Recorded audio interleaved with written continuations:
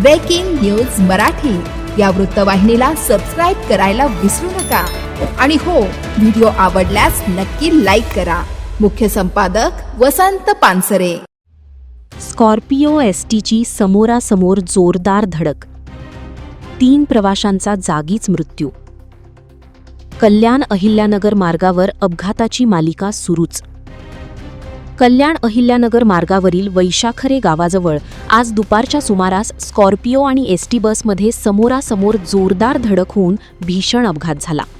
या दुर्घटनेत 3 जणांचा जागीच मृत्यू झाला असून 7 ते 8 प्रवाशी जखमी झाल्याची प्राथमिक माहिती समोर आली आहे।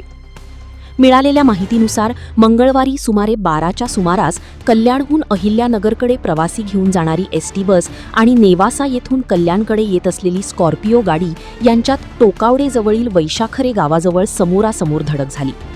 अपघात इतका भीषण होता की स्कॉर्पिओमधील 3घांचा जागीच मृत्यू झाला। घटनेची माहिती मिळताच टोकावडे व मुरबाड पोलिसांनी तत्काळ घटनास्थळी धाव घेत स्थानिकांच्या मदतीने बचाव कार्य सुरू केले। जखमींना तातडीने टोकावडे प्राथमिक आरोग्य केंद्र तसेच आळेफाटा येथे उपचारासाठी दाखल करण्यात आले आहे। काही जखमींची प्रकृती गंभीर असल्याची माहिती मिळत आहे। दरम्यान या अपघातामुळे काही काळ वाहतूक विस्कळीत झाली होती।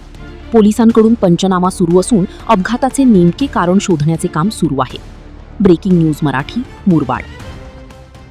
ब्रेकिंग न्यूज मराठी या वृत्तवाहिनीला सबस्क्राईब करायला विसरू नका आणि हो, व्हिडिओ आवडल्यास नक्की लाईक करा।